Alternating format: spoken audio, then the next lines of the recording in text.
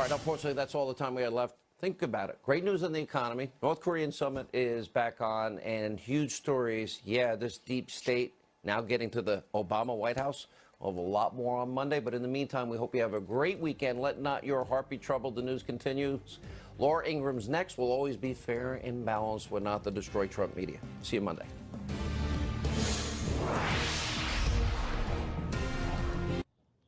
Good evening from Washington. I'm Laura Ingraham, and this is the Ingraham Angle. What a way to wrap up the week. It's been wild, and we're going to tell you tonight why the FBI's version of events in the Russia probe doesn't seem to add up.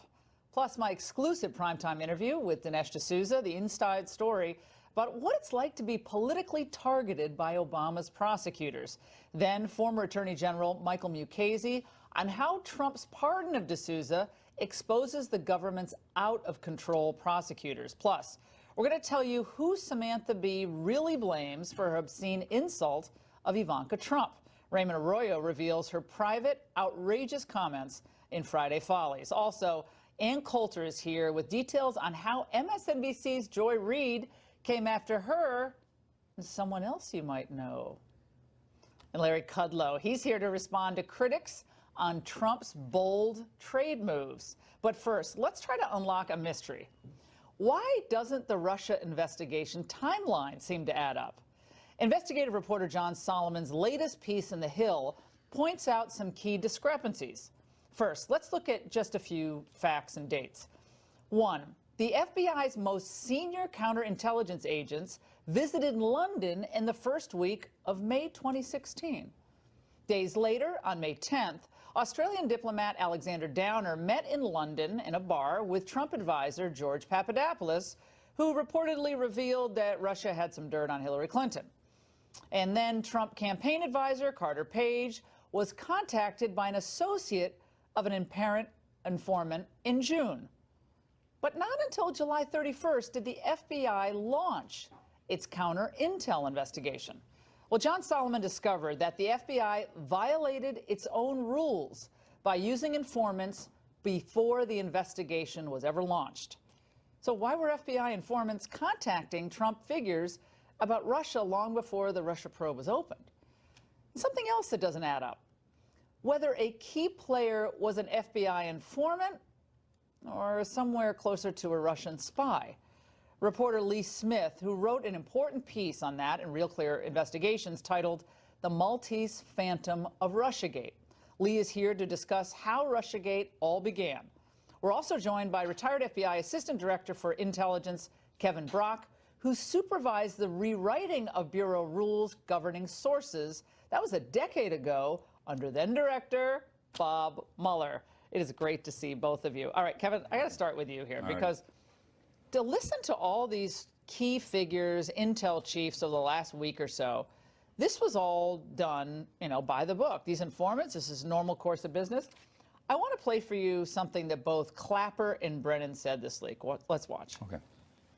The informant is the most benign form of intelligence collection that you can do. To label someone as a spy when they're a confidential human source, I think, is doing a disservice to these individuals, but also to the FBI. Having a confidential human source who is able then to talk to individuals who may be consorting or collaborating or colluding with Russians and others.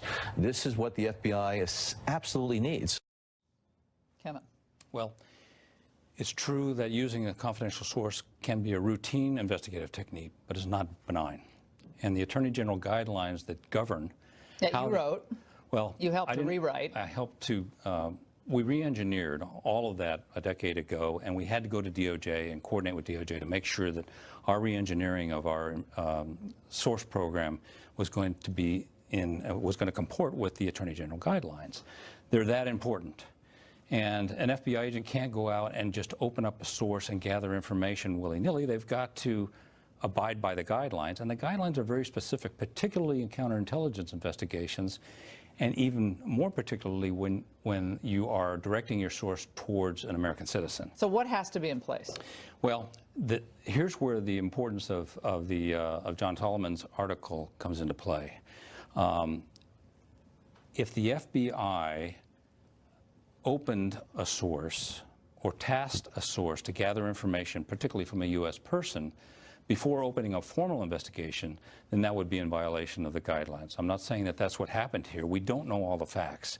But that is a clear, bright line in the Attorney General guidelines. If you had to guess, though, I mean, and you're being very judicious here and very diplomatic, but you're not in the diplomatic corps. So what's your gut here? You've seen a lot in your career and in your history. We're missing a lot of documents. There's a lot of key months that seem to be missing with the document trail here. Right. So to get to the source documents is going to be important for Congress. These are the questions they should be asking. They should be asking the FBI, not so much for the identity of the source, but when did you open the source, and how did you task the source, and what was the timing of your investigation to make sure you were in the... Lee, you've been on this, you've been writing about this, writing really important stuff. Thank you. Thanks We're going to get into this Miss Food character, who is another oddity in all of this. But what about this, the timing of this investigation? Like, process, it can get really boring. People are like, oh, what does it matter? But it matters here. Why? Right. I mean, I think, well, because the FBI is supposedly officially opened up the investigation July 31st, and we're seeing a lot of other things, a lot of dates that seem to predate July 31st. And one of the things that I've been looking at, in fact, it's not just the investigation, but also looking, there was a press campaign as well. And the press campaign preceded July 31st by at least a month. Explain what you mean, press campaign. I mean, if we're looking at, this is the way the Obama administration typically worked. They did it with the Iran deal. There was always an intelligence component, and there was always a press campaign as well. That's how the Obama administration worked. These two things happened. They were political operations. I think that what happened here, I think that we're making a little bit of a mistake by looking simply at the spying part of this. So when Clapper and Brennan get on TV and they say spying is the highest form of patriotism, I think that we're paying a little too much attention to the spying. It was a larger political operation to dirty the Trump campaign. The text messages that we've seen thus far, and more seem to be trickling out every now and then, indicate that there was a lot of interest in the White House as to how this was proceeding. Now, defining what this was still remains to be seen. Right. But you have the struck page texts about, they want to be kept apprised of what's going on. What is the likelihood that Susan Rice or Obama or Ben Rhodes or any of these people had no idea that this stuff was going on? What are the chances of that in your mind? Yeah, I think it's highly unlikely. As I said, my experience looking at the Obama administration is mostly through the Iran deal. So when Russiagate popped up, I said, I know what this looks like. And it goes up very high, and a lot of significant people are looking at this. This is not simply in the FBI or the DOJ. So this could have been cross-intelligence agencies, DIA, CIA, FBI, military. I mean, who knows at this point? I don't think we know exactly who yet, but there seem to be a lot of prominent figures who come in, who are involved. One of the things that I always come back to, which I've written about, is when John Brennan is effectively screaming at James Comey through Harry Reid, telling him to get on this, telling him to start looking at Trump-Russia connections. I think that points to the fact that John Brennan may have a hand in this. But Kevin, we also find out that the initial reporting, which goes to what Lee said about George Papadopoulos and that first contact he had with Alexander Downer, where he said, the Australian diplomat, where it was initially reported that he said, well, there are thousands of emails that Russia has from the Clinton campaign. It turns out, after he gave an interview just recently to an Australian media outlet, he said, no, he didn't say that. He said they have dirt. So initially, when you say, gosh, a Trump campaign official said that he knew before this was a release, before these emails even came to the public domain, he knew that sounds really bad. That's not what he said. He said they have some dirt. But who knows what he was talking about there, if that's the case? Yeah, he didn't even say dirt. He said some negative, damaging information to the Clintons. This is all very interesting, and you asked earlier about what my gut feeling is. What doesn't sit well in the gut of every retired FBI executive and many agents right now is that this investigation was initiated and run, as well as the Clinton email investigation, out of headquarters, by headquarters management personnel. What does that mean to the people watching right now, out of headquarters versus a field office? I can't find words sufficient enough to explain what an anomaly that is. In my professional experience, I don't remember that ever occurring. The FBI, by design, puts its investigations out in field offices away from the heat of Washington politics for a good reason. So to have the case run out of headquarters by a cadre who were present in both investigations, is incredibly unusual. And so it starts to raise questions about, did they conduct the investigation in accordance with Attorney General guidelines, which would have been done routinely in the field? Guys, Lee, just final thoughts really quickly. Sure. Oh, I mean, I think that what we're seeing with a whole bunch of reporting, John Solomon's excellent piece, Kimberly Strassel's excellent piece, there are a lot more questions that remain to be answered. And that means documents have to be turned over, and perhaps things need to be declassified in a more transparent and fast fashion than they are. Guys, thanks so much. And what is it like to be targeted, by the way, for your political beliefs by the full force of the federal government? Well, we're going to ask the man just pardoned by President Trump, conservative filmmaker and author Dinesh D'Souza. Dinesh D'Souza, thanks for being with us tonight. Boy, this pardon has set off a firestorm of freakouts among people on the left. And today we had an especially big freakout from a former Obama U.S. attorney, Barbara McQuade, who was on MSNBC this morning. Let's watch. It concerns me that not only is he violating the norms of not going through that normal process, but is he painting a narrative that can be convenient for him that sensitizes the public that the government is sometimes, or maybe even often, very unfair to people, which I think has long-term damaging consequences to the criminal justice system. The left has freaked out more over my pardon than maybe any other. I was watching something on CNN, I think it was earlier today or yesterday. These things become a blur. And they were saying how dangerous it is that I got this pardon. And I was thinking about that, and it occurred to me that I think I know what they're getting at. It's dangerous to them. It's dangerous to their ideology. And it's dangerous in a way that other pardons, I mean, think of the Clinton pardon of Mark Rich. You've got a guy here who's an international arms trader and possibly a tax fraud and involved in all kinds of rackets. But he's not dangerous to the ideology at CNN. In fact, he helps to support progressive causes. He gives money to the Clinton Foundation. I, on the other hand, am a non-white immigrant. I came to America with $500 in my pocket. And I've been exposing the whole progressive idea. Why this occurred, and let's watch. What are you supposed to think about this? I think you see this as the power of the presidency means a get-out-of-jail-free card. But this is also someone who's been a self-styled conservative intellectual who's really just been a Twitter troll for a long period of time right now, appealing to all the worst instincts and conspiracy theories. Well, I've never alleged any conspiracy by anyone. What I have done is expose the sordid racist history of the Democratic Party, a history that actually continues to the present. I've also exposed a lot about Obama. Look, Obama would not have indicted me if I didn't make a film that deeply upset him. I didn't just go against his ideology. I kind of got into his head. And sometimes when I speak on campus, people go, well, gee, Dinesh, what makes you think that Obama even saw your dumb movie or even cares about anything you have to say? Well, the reason I think that is because he was attacking me on his personal website, barackobama.com. So there you go. This is a narcissistic president who believed in the vendetta and recruited goons like Eric Holder and Preet Bharara to then carry his water for him, to go after me. And every little CNN indication of my case shows that subscribe to their liberal ideology, Dinesh. Their point is that people like you and people like me, we're alt-right. Do you notice how that's changed now? You're not a conservative, and you're not winning in the arena of ideas. You're alt-right, or you're xenophobic, or I love it when they call you racist. That's always fun. And so it's a way to avoid an argument, a debate. We saw this going back to college. Dinesh and I went to college together at Dartmouth College.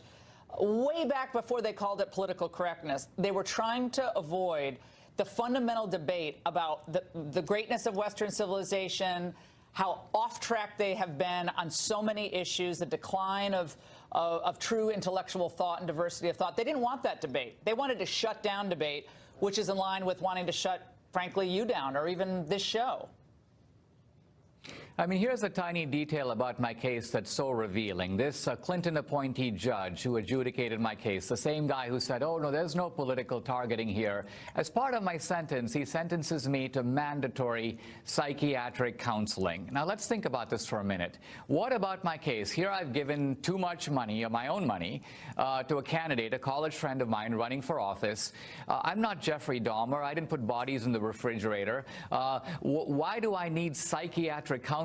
If not, that it's the progressive view that I'm not just wrong, but I'm somehow crazy, that people who disagree with them require not persuasion, but therapy. And so this is a kind of re-education project that was attempted on me, and finally the judge just became super frustrated, and he threw up his hands and basically said, the re-education has failed, this man cannot be psychologically rehabilitated, which I took as a great compliment. Yeah, well, they tried, Dinesh. They should have put you up on the rack. Maybe they should have waterboarded you. That would have actually been an enhanced interrogation that they would have supported on the left. Dinesh, I also want to get your thoughts on some comments made tonight by Steve Bannon, featured tonight on CNN. He seems to be re-entering the public arena. He's been over there in Italy, maybe working on that populist movement over there.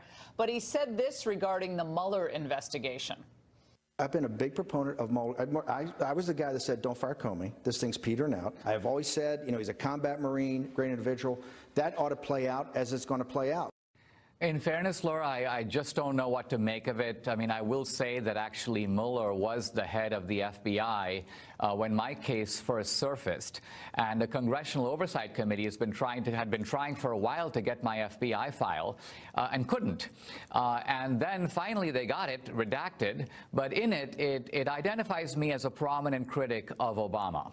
And I think that's very interesting, because why is that in my file? If this was a case of Lady Justice being blind, they're merely investigating a campaign violation, why highlight my politics? I think it's because the FBI, the Mueller FBI, was signaling to the Justice Department, the Holder Justice Department, here's a guy who's one of your political enemies. Here's a guy you may want to go after. So this is the stuff that the left is doing behind closed doors. This is what makes people like me dangerous to them. This is why I'm not an ordinary conservative, but somebody who ultimately they would like to see locked up. Well, they've seen and they've tried to silence conservatives before. Again, going all the way back to college campuses, they shut down speakers. You've had problem on college campuses.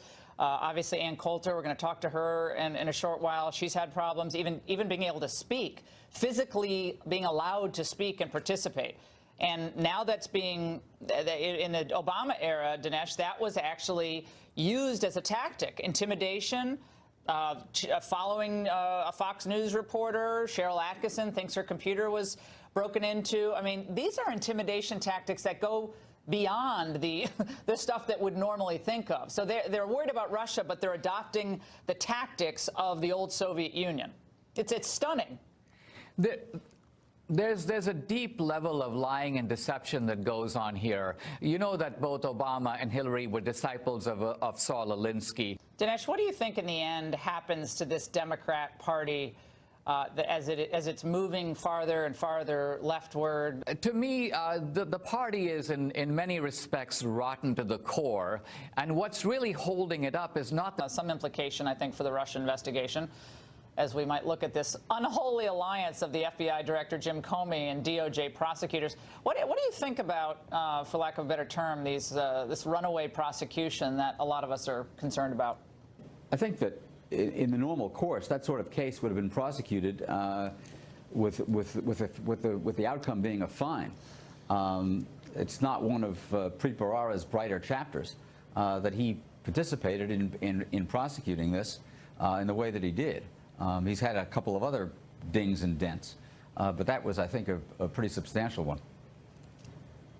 Judge Mukasey, Adam Schiff said that the pardon of Dinesh D'Souza is basically a transparent effort by the president to signal to others that, look, if you do right by me, I'll do right by you. It's further evidence of a corrupt intent on the president's part, further evidence that he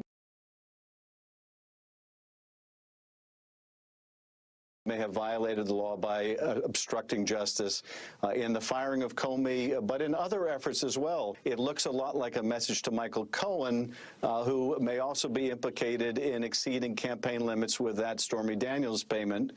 And then you have the further announcement by the president that he may pardon Martha Stewart, another TV personality who was convicted of, guess what, obstruction of justice and lying to authorities. So he's nothing if not transparent. Oh, please! They've said the same thing every time he either issues a pardon or makes a statement that it's a signal, it's a dog whistle, and so on and so forth. I think the prosecution of Dinesh D'Souza in the way that it was done was unjustified. I think the prosecution of Martha Stewart was dubious. And so far as Rod Blagojevich, I thought the prosecution of him was entirely justified. Now, the president simply commuted his sentence. I don't know whether he should have done that or not. He served 6 years, and that's a judgment call. He was certainly not pardoned.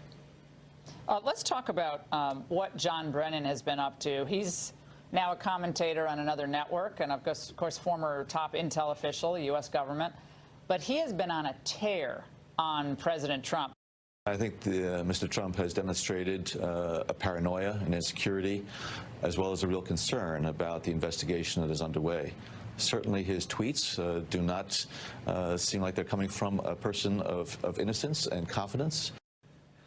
My reaction is ordinarily would be that John Brennan was director of the CIA and maybe should be told to stick to his day job.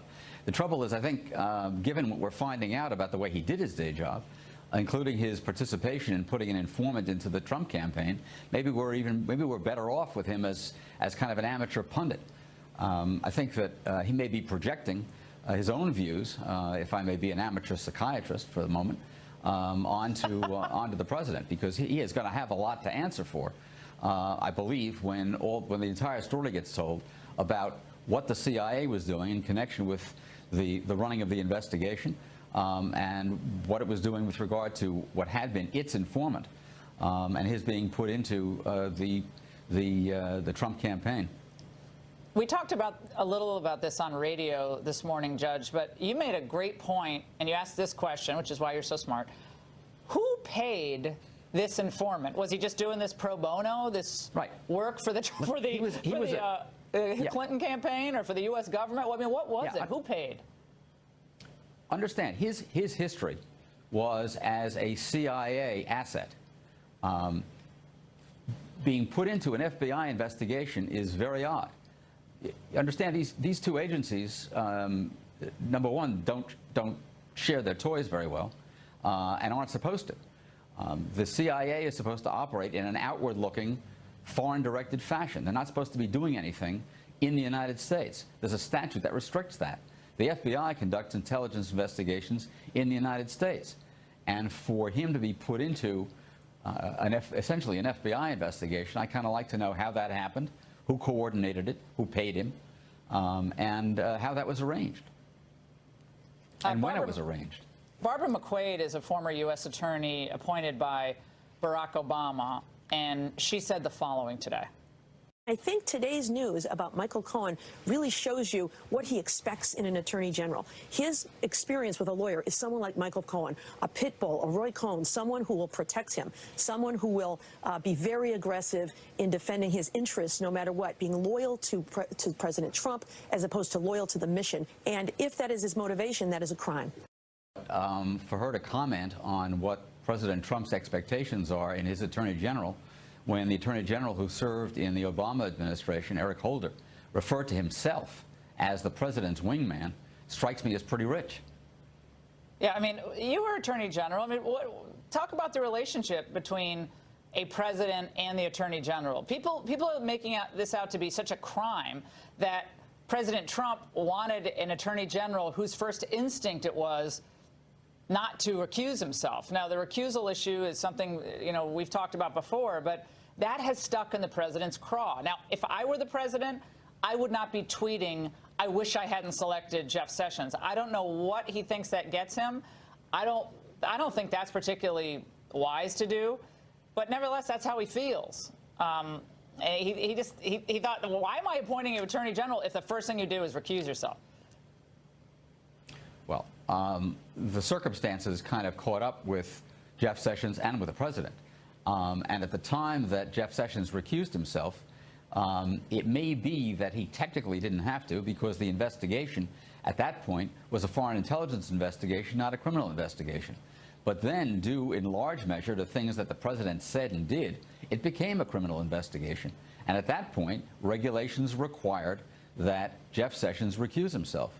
Now, for the president to suggest that somehow Jeff Sessions should have had the gift of prophecy and known that the situation would develop that way, I think is ridiculous. And for him to start claiming that he should have appointed somebody else is inane. It doesn't, as you point out, it doesn't serve his interest, particularly when he's got an AG in place in the person of Jeff Sessions, who is pursuing his agenda and very effectively bringing MS-13 cases, immigration cases, concluding a huge antitrust settlement, effectively running the Justice Department. So I think you ought to quit complaining about that. Judge Michael Mukasey, former Attorney General of the United States, thanks so much. Good to be with you. Now, you might have suspected that Samantha Bee's apology to Ivanka Trump, well, might not have been so sincere. But you won't believe how phony it was until Raymond Arroyo reveals what she said last night behind closed doors when the press wasn't invited. Don't move. It's time for Friday Follies. Is that really Follies? The Follies looks a little beaten drab. up. A little beaten up. But that's okay, because we begin tonight with a serious subject. It shows why Samantha Bee's apology for her obscene insult of Ivanka Trump now seems fake. You're not going to believe what she said last night behind closed doors. Here's what she said. The New York Times bestselling author and Fox News contributor Raymond Arroyo is going to tell us. Raymond, this was a television awards ceremony. What great timing this is from the Television Academy, okay, that grants the Emmys. They gave Samantha a special award, Samantha Bee, for her social activism, lifting society. Now, remember, this is the woman who told Ivanka Trump, "You're a feckless C-word, and you should wear something tight and low-cut so your father will change his immigration policies." She had to apologize for that. But at this ceremony, which the media was not allowed into, she said this. We don't have the audio, but we have a transcript. Here's what she said. We spent the day wrestling with the repercussions of one bad word when we all should have spent the day incensed that as a nation we are wrenching children from their parents. Now, it wasn't one word. It was also the context that somehow Ivanka Trump should tart up to get her father's attention. That was never addressed at all, either in the apology or here. TBS is standing by. She didn't like the fact that Ivanka Trump was actually holding up her infant son. Like, that was an affront to Samantha Bee. She's trashed me for wearing my cross. Let me hold it out for her, because it actually works against vampires. Hey, Samantha. Maybe we can play that clip in a minute. She's trashed me for that. Actually, do we want to play the clip just for fun? Go ahead, play that clip. It is the front. This is from 2016. We floated it. That's all right. Well, we didn't want to give it the light of day. Okay. But so she continues to be present, claiming she's sorry. She wants to move it on to political conversation. Who died and made her head of Amnesty International? The problem with this is it's misogynistic. She claims to be a feminist, and here she is calling a woman, reducing a woman to her genitalia with this horrible word. And it seems the network, TBS, is standing by her. Now, the president has started tweeting. Naturally, his daughter was attacked here. Here's what he said. Why aren't they firing no talent Samantha Bee for the horrible language used on her low ratings show? A total double standard. But that's okay. We're winning, and we'll be doing so for a long time to come. I like how winning is capitalized. Well, he wants to let you know he's winning. Not clear why, but I'll take it. Okay. It's capitalized. Now, Brian Stelter on CNN has jumped into this, and he claims the president has gone too far. Let's watch. It seems, Brian, like the president's following a lot of conservative pundits who are jumping on this double standard bandwagon. Yes, he absolutely is. He's tapping into a very potent strain of grievance politics, something that we hear almost every day on the president's favorite Fox News talk shows. He's tapping into the idea of conservative victimhood, that conservatives are treated in a worse way than liberals. In this case, Roseanne Barr treated worse than Samantha Bee. They make it seem as if the president is somehow to blame for foul-mouthed comedians. Yeah, it's his fault.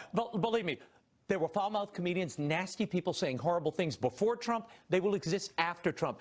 The president did take her bait a little bit here. Remember, Samantha Bee's ratings are down by almost half. Why are we responding to Samantha Bee?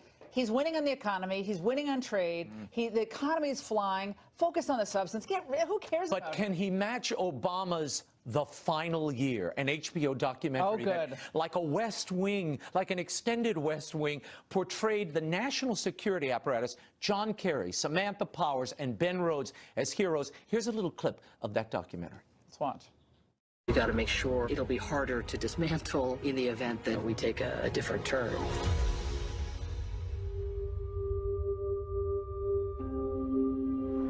I just came outside to try to process all this. It's a lot to process. I can't put it into words. I don't know what the words are. I mean, Ben Rhodes can't find the words. That's after Hillary's defeat. They all thought Hillary was going to win, and you see that in the documentary. The Boston Globe wrote, "This team's professionalism, empathy, pragmatic idealism are enough to make you weep with all that has gone missing." Now, what I focused on is Samantha Powers, who was unmasking individuals every day somehow over at the UN. She said we have to make it harder to dismantle, meaning the foreign policy apparatus. Iran deal gone. What else? Climate change. Gone. Dead. TPP. And Cuba. Those are the three benchmark things that they celebrate in this documentary. On a day when Donald Trump has brought North Korea to the White House, this is a hard documentary to swallow, how time has devoured what was supposed to be the ultimate narrative I would of love this to have era. been sitting next to Ben Rhodes on the sidewalk. I can't speak. I've got to take a moment. Well, I'm going to take a moment now. All right. Well, you know, Raymond, on a rival network, there's an anchor who seems to stay on air no matter what she says. Ann Coulter has some wild new info on Joy Reid's nasty blog. Next.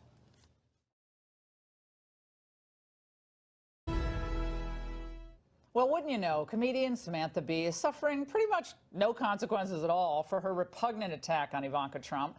And the liberal media double standard apparently also applies to MSNBC's Joy Reid.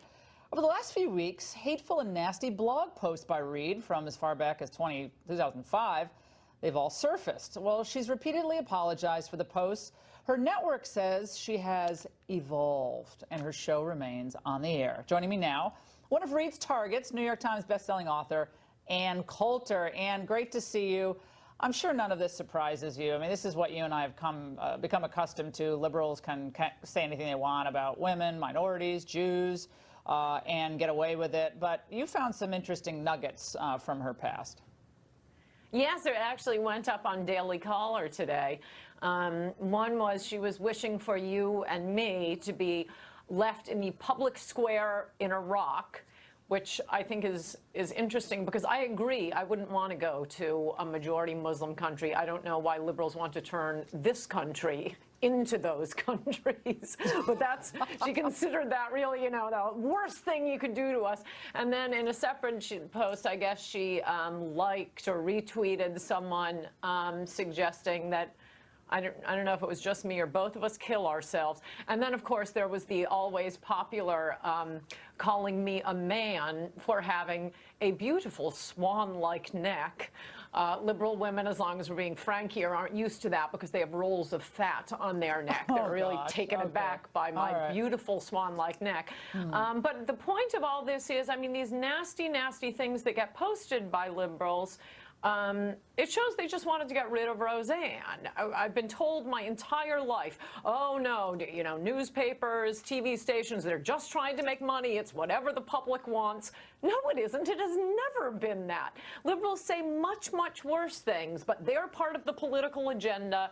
The reason they wanted to fire Roseanne was, I mean, she used to be kind of a left-wing loon. She became a Trump-supporting, still kind of a loon.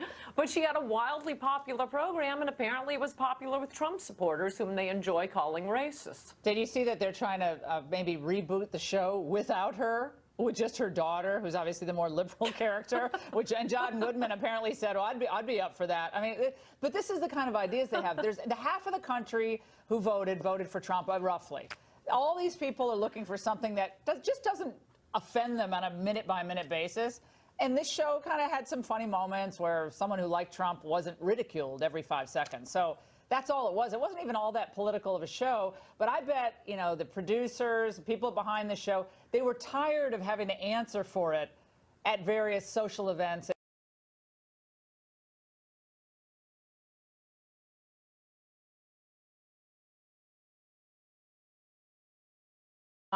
I mean, she used to be kind of a left-wing loon. She became a Trump-supporting, still kind of a loon.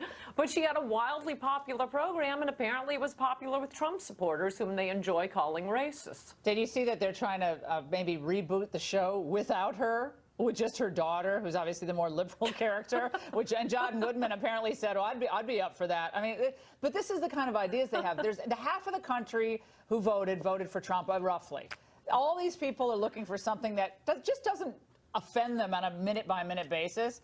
And this show kind of had some funny moments where someone who liked Trump wasn't ridiculed every 5 seconds. So that's all it was. It wasn't even all that political of a show. But I bet, you know, the producers, the people behind the show, they were tired of having to answer for it at various social events in LA or Malibu. They don't want to answer. This is a nice, kind of ugly way of saying, oh, this is off the air. We can go back to doing business as normal, Ann.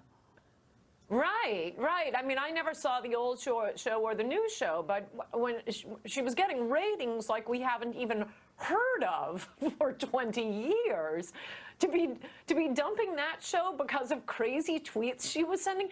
She has always sent crazy tweets. This is nothing new. I mean, you know, I don't want to be sent to the concentration camp. Yes, I condemn her tweet, but she's always sent crazy tweets that are deserving of condemnation. It has nothing to do with that. And if they really cared about offensive tweets and so on, well, obviously Samantha Bee and Joy Reid wouldn't be on air. But we got to keep them. And I want to talk about where this party is going. I talked earlier to Dinesh about this and how everything has become radicalized. They claim that Trump's the radical, where he's kind of really pretty mainstream and wants to work with Democrats on trade and other issues. And yet we see the Democrats now lurching toward perhaps an Elizabeth Warren, a Kamala Harris, maybe Cory Booker in 2020.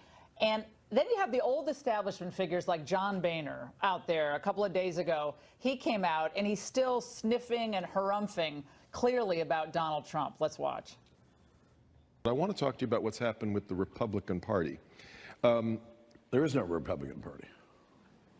There's a Trump Party. The Republican Party is kind of taking a nap somewhere. What do you think about old Boehner's comment? I hope it's not a nap. I hope it's dead. I want the Republican Party to be the Trump Party. We might start winning again. But I thought John Boehner was off promoting marijuana or something. Yeah, he joined some marijuana board, and you know, he said he was always against marijuana until he just became an advisory board member of, you know, in other words, kind of an informal lobbyist for legalizing pot across the United States. And you wonder why I want the Republican Party dead. Moving on, just move it aside.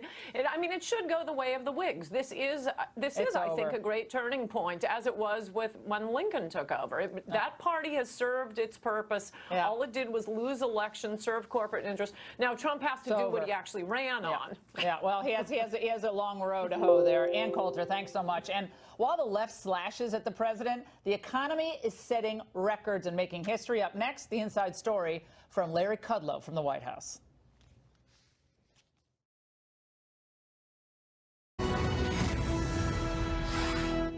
You know the Trump economy is red hot when even the New York Times has to admit it. Check out this reporting. Its headline, "We ran out of words to describe how good the jobs numbers are." And it also went on to say the economy is in a sweet spot with steady growth and broad improvement in the labor market. Just look at these numbers. The unemployment rate fell to an 18-year low of 3.8% in May as the economy added 223,000 jobs. Black unemployment fell to a new record low at 5.9%, down sharply from the 6.6% in April. Average hourly earnings, I love this, increased 2.7% from a year earlier. Meanwhile, Trump is draining the swamp by slashing 3,000 federal government jobs in May for a total of 24,000 since he took office. Here now, the man charged with keeping the Trump boom going, Larry Kudlow, the head of the National Economic Council. Larry, thanks for joining us. We appreciate it tonight. I was thinking back on, November 10th, 2016, all these, oh my God, global markets are going to collapse. The stock market's going to crater. The economy, the global economy is going to be thrown into total turmoil with President Donald Trump. They were all freaking out. Mark Cuban was predicting this dire consequences. The New York Times had to admit today that things are they're crazy good. Yeah. Wow, because I remember my great friend Paul Krugman.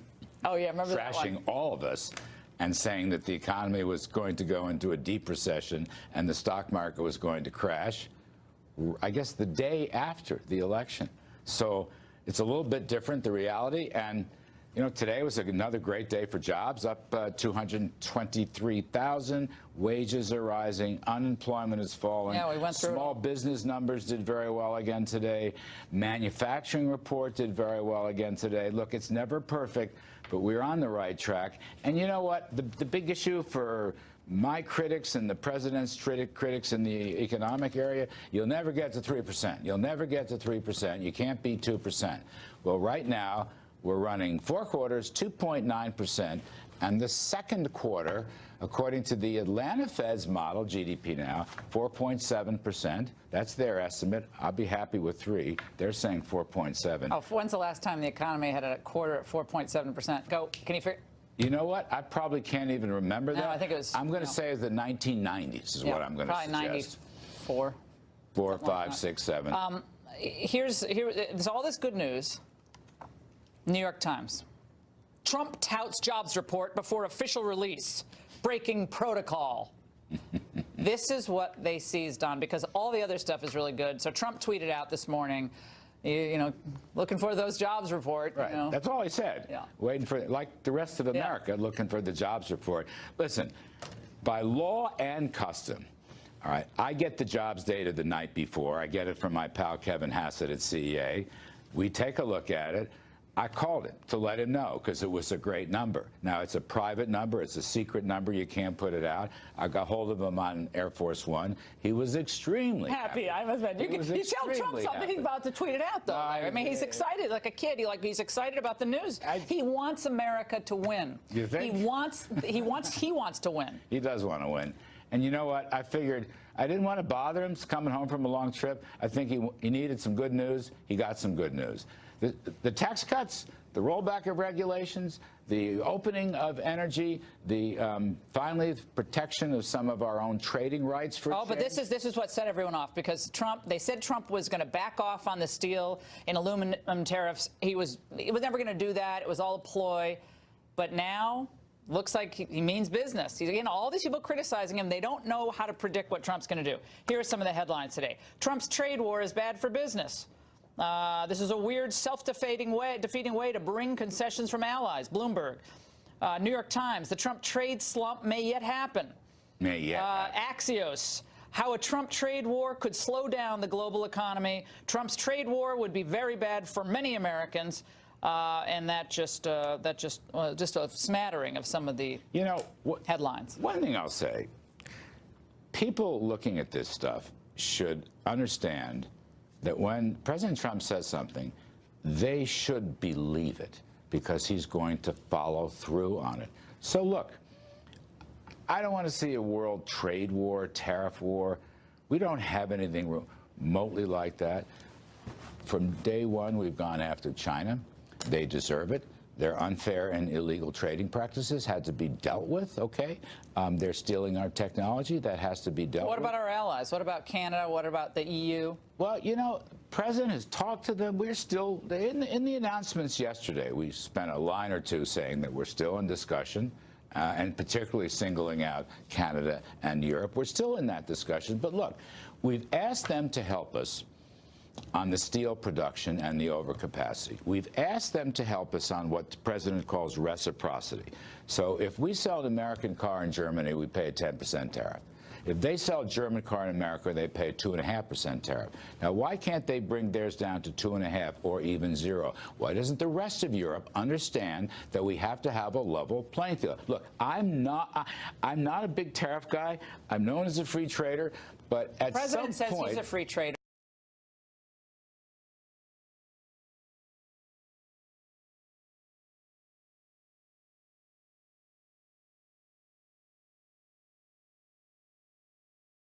remotely like that.